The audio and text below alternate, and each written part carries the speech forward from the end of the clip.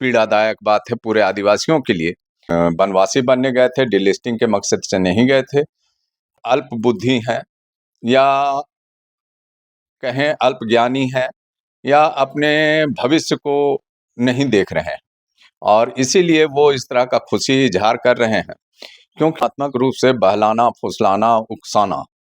इसी का एक क्रम है कि डिलिस्टिंग के नाम पे लोगों को यहाँ से ले जाया गया या बाकी जगह से भी लोगों को वहां पर बुलाया गया। कहा जाए तो थोपने वाला काम हुआ है और उसके अलावा कुछ नहीं। एक और यही है कि डिलिस्टिंग एक भावनात्मक जो आज आरएसएस या बीजेपी का जो मूल एजेंडा है, धार्मिक उन्माद फैलाना, और उसके अधिकांश स्टेट के लोगों ने जो मूल रूप से आदिवासी हैं उन्होंने हिंदू लिखा, अपने पुरखों के चीज को छोड़ चुके हैं तो वो धर्मांतरित माने जाएंगे। ऐसा अभियान में सबसे बड़ा रोड़ा है। अभियान जो हमारे पदाधिकारी थे राजेश भगत, उसके माध्यम से उनको एजेंट बनाकर राजीव डिलिस्टिंग की मांग 101% राजनीतिक है। सरना सनातन एक होने का कोई आधार ही नहीं बनता।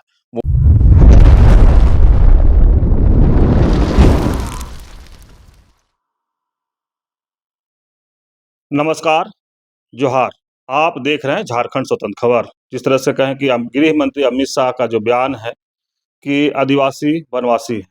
या आदिवासियों को वनवासी कहा के संबोधन किया गया, उसके लेकर के कहीं न कहीं आदिवासी समाज में खासे गृह मंत्री के लेकर नाराजगी है।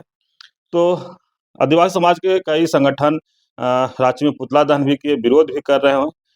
लेकिन हम जानते हैं कि रजी प्रहार सरना प्रार्थना के महासचिव विद्यासागर करकट्टा हमारे साथ हैं। उनसे कि जो आदिवासियों को वनवासी कहा गया है, इस पर इनका क्या प्रतिक्रिया है? जोहार। जोहार। क्या कहेंगे? गृह मंत्री का एक बयान आया है कि वनवासी कह के संबोधन किया गया आदिवासी।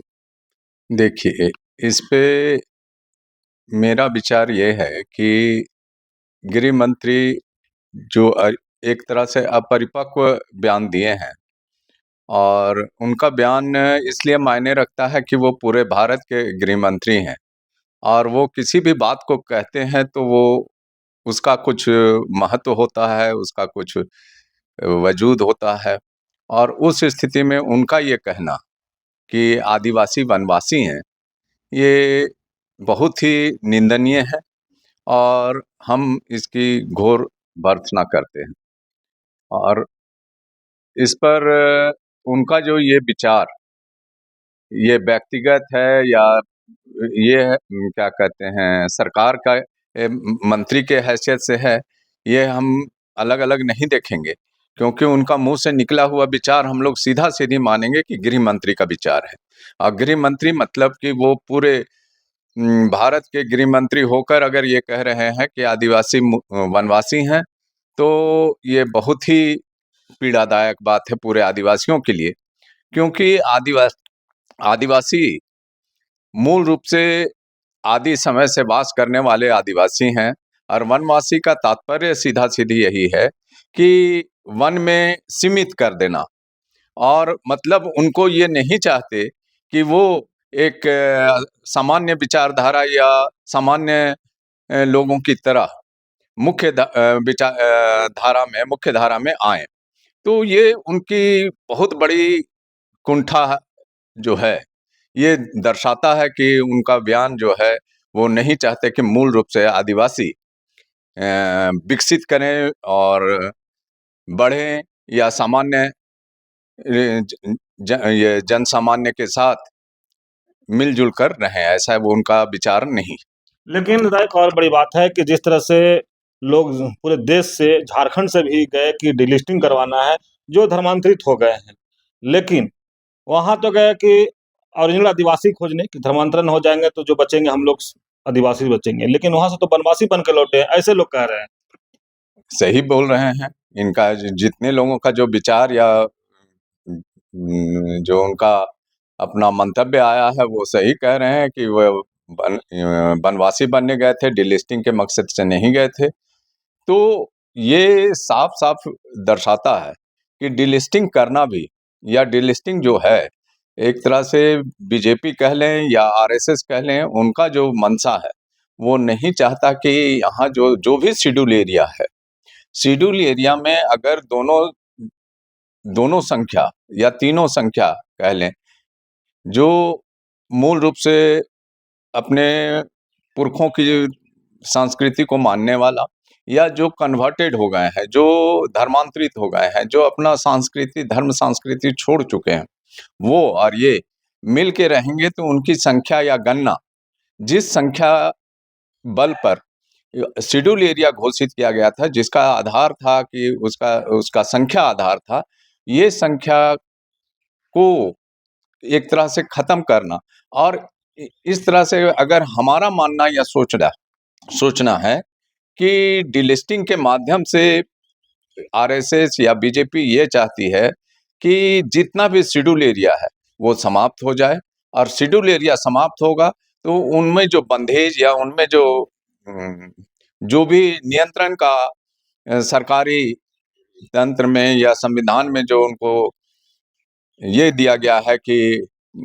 जो उनके विशेषाधिकार दिए गए हैं वो विशेषाधिकार समाप्त हो जाएं, ऐसा उनका सोच है ताकि वो जितना भी यहाँ का लूट खसोट खनन दोहन कर सकें, इसके लिए वो स्वतंत्र हो जाएंगे, ऐसा हमें लगता है। लेकिन दादा जिस तरह से आदिवासी संगठन में कुछ कहें कि विरोध जता रहे हैं, आप लोग भी विरोध जता रहे हैं कि बनवासी हम नहीं हैं, लेकिन कुछ आदिवासी संगठन जो गए थे वो तो खूब ढोल नगाड़े के साथ नाचे बनवासी कहने के बाद। देखिए, वो एक तरह से कहें तो मतलब अल्प बुद्धि हैं या कहें अल्पज्ञानी हैं या अपने भविष्य को नहीं देख रहे हैं और इसीलिए वो इस तरह का खुशी इज़हार कर रहे हैं। क्योंकि मेरा मानना है कि आने वाली पीढ़ी अर्थात आने वाला भविष्य इससे पूरी तरह से असुरक्षित हो जाएगा, ऐसा हमको लगता है कि अभी इतने शेड्यूल एरिया के बाद, विशेषाधिकार के बाद, 5th शेड्यूल, 6th शेड्यूल होने के बावजूद आज आदिवासियों का इतना दोहन शोषण हो रहा है और अगर ये जो भी अंकुश है, ये अगर हट जाता है तो आने वाले समय में ये निश्चित तौर पे जो हम बोल रहे हैं या हमारी विचारधारा है, हमारे विचारधारा के साथ-साथ वो जो आज खुशी का इज़हार कर रहे हैं, उनके बच्चे भी असुरक्षित रहेंगे, इससे इनकार नहीं किया जा सकता। ये जिस तरह से वहाँ दिल्ली में बनवासी बोले आदिवासियों को या जो समागम गए थे डिलिस्टिंग के लेकर के, लेकिन बैनर में भी नहीं लिख पाए इन लोग कि हाँ, हम लोग डिलिस्टिंग की माँग करने आए हैं। लिखे कि जनजातीय सांस्कृतिक समागम। उसके बाद अमित शाह गृह मंत्री ये भी बोले महाकुंभ। तो क्या आदिवासी समाज में ऐसा महाकुंभ का कुछ या फिर जो डिलिस्टिंग के लिए गए थे, डिलिस्टिंग की माँग तक नहीं कर पाए वहाँ, उस पर क्या कहें? देखिए, लोगों को भावनात्मक रूप से बहलाना, फुसलाना, उकसाना, इसी का एक क्रम है कि डिलिस्टिंग के नाम पे लोगों को यहाँ से ले जाया गया या बाकी जगह से भी लोगों को वहाँ पर बुलाया गया। झारखंड हो, छत्तीसगढ़ हो, बंगाल हो, बिहार हो, उड़ीसा हो, जहाँ भी। वहाँ से सभी लोगों को यह कह के बुलाया गया कि डिलिस्टिंग के मुद्दे पे हम वहाँ, लेकिन यहाँ पे साफ-साफ लग रहा है कि आरएसएस और बीजेपी का जो एजेंडा है, उसको धरातल पे लाना और उसको सफलीभूत करना और यही कारण है कि उसको समागम का नाम दिया गया, जनजातीय समागम करते हुए इसका नाम दिया गया और उसमें उस मूल एजेंडे को छोड़कर केवल ये थोपने का कोशिश किया गया कि आप बनवासी हैं और आप बनवासी को स्वीकार करें और ये उसका एक कहा जाए तो थोपने वाला काम हुआ है और उसके अलावा कुछ नहीं। ना एक और बात है कि डिलिस्टिंग के बाद झारखंड, छत्तीसगढ़ में ना खूब जोरों-शोरों से होता है, यहाँ रैली भी होता है, वहाँ रैली भी होता है डिलिस्टिंग को लेकर के। लेकिन दिल्ली स्तर पर डिलिस्टिंग शब्द गौण हो जाता है, कोई डिलिस्टिंग का नाम तक नहीं लेते हैं। तो इसको कैसे देखते हैं आप? हम हमारा तो विचार यही है कि डिलिस्टिंग एक भावनात्मक जो आज आरएसएस या बीजेपी का जो मूल एजेंडा है, धार्मिक उन्माद फैलाना और उसके आधार पे लोगों को गोलबंद करना और उसी का ये एक क्रम का ये है। वो देख रहा है कि जब आदिवासियों को तोड़ना है, अलग करना है, तो किस तरह से हमारे वोट बैंक बनाए जा सकते हैं और इसी के क्रम में ये चीज़ किया गया है कि उनको यह कह के कि डिलिस्टिंग के माध्यम से ये बार-बार ये कहा जाता है और उनके दिमाग में ये लाया जाता है कि आपका हक या आपका अधिकार इस तरह से हनन हो रहा है और इस तरह से विभेद पैदा करके इस तरह की योजना उनकी है कि उसको हम धरातल पे लाएं, और इसका हम मूल मकसद यही है कि हम इसका कैसे राजनीतिक लाभ लें। एक और मुद्दा कि बहुत सारे लोग या आदिवासी बुद्धिजीवी ये कह रहे हैं कि धर्मांतरण के लोग तो बात कर रहे हैं, लेकिन धर्मांतरण सबसे ज़्यादा किसमें हुआ है, ये कोई नहीं बता पा रहे हैं। तो आपको क्या लगता है कि धर्मांतरण किसमें हुआ? कई लोग कह रहे हैं कि ईसाई तो बने, कोई जैन बने, कोई बौद्ध बने, कोई मुसलमान भी बन गए, लेकिन कुछ लोग हिंदू भी बन गए। तो आपको क्या लगता है किसमें सबसे ज़्यादा धर्मांतरण हुआ है आदिवासियों का? अगर सही मायने में कहा जाए तो ये जो आपका प्रश्न है, ये निश्चित तौर पे अगर कहा जाए तो अपने आप में सच्चाई है कि अगर ऐसे देखा जाए, हम इसको आंकड़े के हिसाब से देखते हैं, हुँ, तो आज 2011 की जनगणना का हमारे पास आंकड़ा है, और 2011 के आंकड़े में हम लोगों ने देखा है कि ऑल ओवर इंडिया में 90 से 80 और 80 से 70 के बीच अधिकांश स्टेट के लोगों ने, जो मूल रूप से आदिवासी हैं, उन्होंने हिंदू लिखा एक तरफ। हुँ, दूसरी तरफ झारखंड ही एक ऐसा राज्य है हुँ, जहाँ के 48% लोग, हुँ, लगभग 48% लोग सरना लिखते हैं, और 37% लोग हिंदू लिखते हैं। हुँ, तो ये निश्चित तौर पे इस आंकड़े को केंद्र सरकार या केंद्र में बैठे हुए जो भी राजनीतिक दल हैं, उनको ये इस चीज़ का एहसास है कि जब तक यहाँ पे इस चीज़ को, इस खाई को हुँ, और लंबा नहीं किया जाएगा, तब तक हम लोग सत्ता पे नहीं आ सकते। और ये आंकड़ा बताता है कि 48% जो सरना लिखे हैं, वो आज हिंदुत्व के एजेंडे से दूर हैं, और उनके सब्ज बाग में नहीं फंस रहे हैं, और इसीलिए वो लोग इस तरह का चाल चल रहे हैं, और इसका सबसे बड़ा सुगबुगाहट झारखंड में ही देखा जाता है। लेकिन अब एक और बात है, यार लोग ऐसे जानना भी चाहते हैं दादा कि ठीक है, सिर्फ़ ईसाइयों के फिर क्यों नाम लिया था कि ईसाइयों में लोग धर्मांतरित हो गए थे, क्यों नहीं कहा जाता कि हिंदू में भी लोग आदिवासी धर्मांतरित हो गए हैं और उसको भी डिलीट करना चाहिए, सिर्फ़ ईसाइयों पर ही ऐसा आरोप क्यों? निश्चित तौर पे ये जब न्याय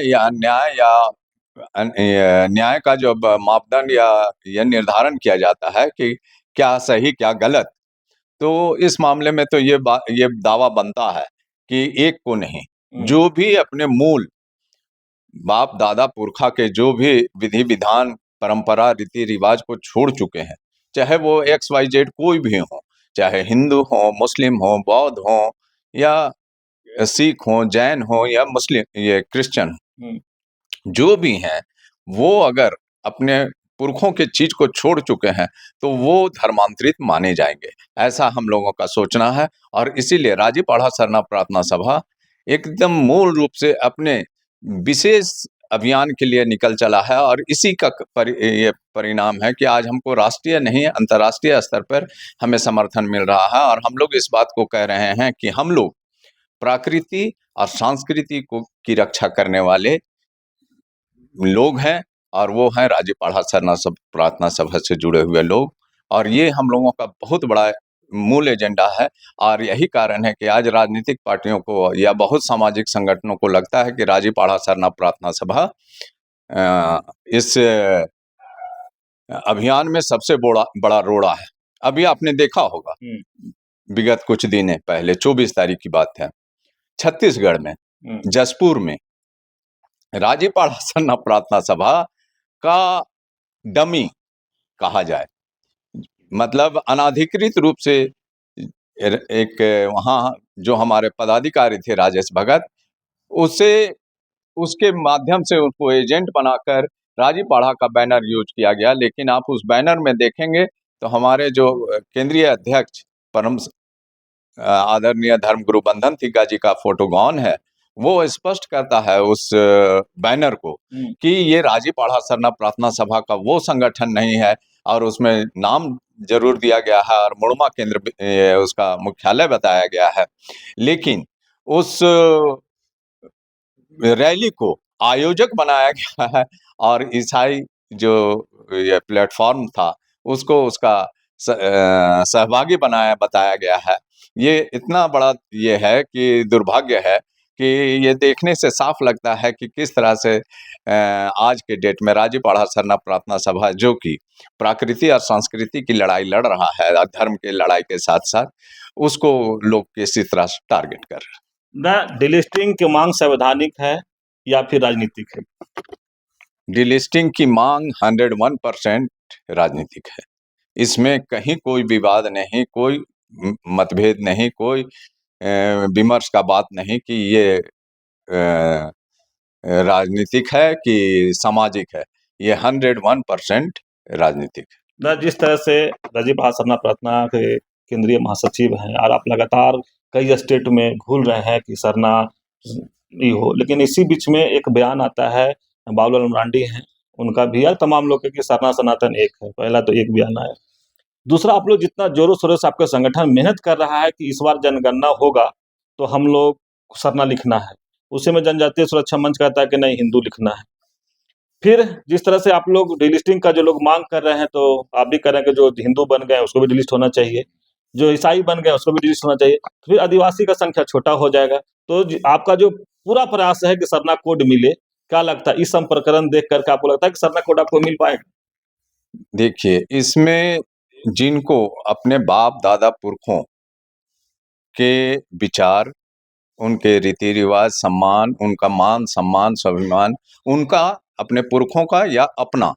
जिनको भी अपने पुरखों के साथ अपने मान-सम्मान या अपने आने वाले पीढ़ी का मान-सम्मान का ये सोच है, मान-सम्मान, स्वाभिमान का, वो कभी भी अपने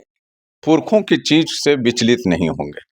और इसका हम सीधा-सीधी यही कहेंगे कि आज सरना सनातन एक कहा जा रहा है। सरना सनातन एक होने का कोई आधार ही नहीं बनता। वो इसलिए कि सनातन में आप देखेंगे कि वेद पुराण से उनका हुँ। जीवन पद्धति चलता है और हमारा जीवन पद्धति अर्थात मूल आदिवासी सरनाओं का जीवन पद्धति सीधा-सीधी जो उनका प्रकृति को ही हम ग्रंथ मानते हैं। सूर्य हो, पृथ्वी हो, पेड़-पौधा, नदी-नाला, ये जो है हमारा, ये हमारा ग्रंथ है और इनका या ब्रह्मांड में जितने ये हैं,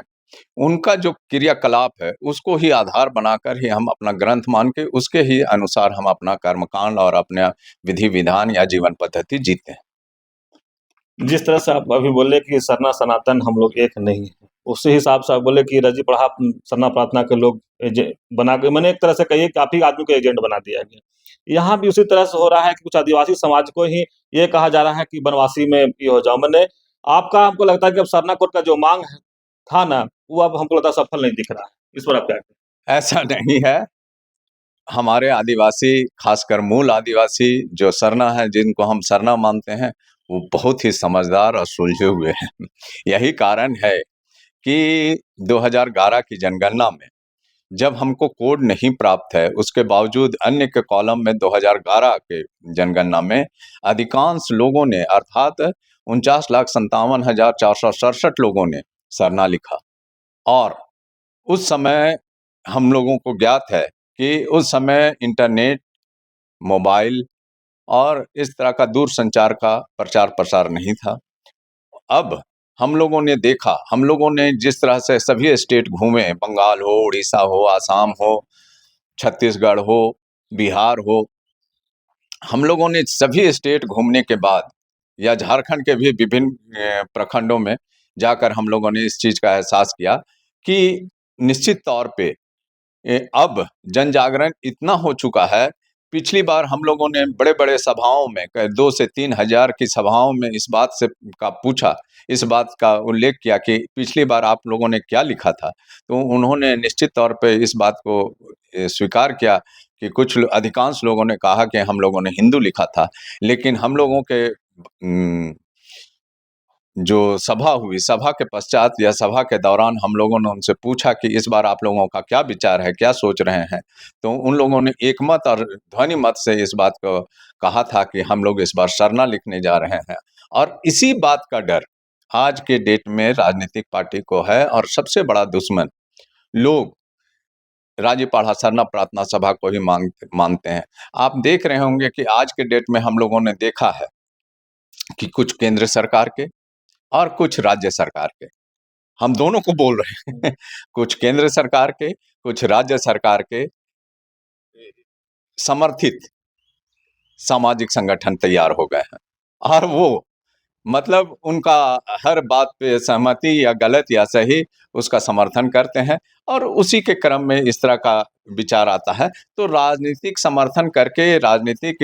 विचार डाल के ये चीज़ नहीं ये किया जा सकता है। अगर आदिवासियों का भला होगा तो सामाजिक संगठन और वो भी राज्यपाल सरना प्रार्थना सभा के माध्यम से। ऐसा नहीं लगता है कि आप लोग जो सरना कोड की मांग कर रहे हैं, खासकर राज्यपाल सरना प्रार्थना जोरों शोरों से और भी लोग जो मांग कर रहे हैं, तो उसको कहीं न कहीं दरकिनार करते हुए ये जो प्रकरण दिख रहा है बनवासी, सरना सनातन एक कि इन आप लोग को सरना कोड नहीं देने का यही सब ये है।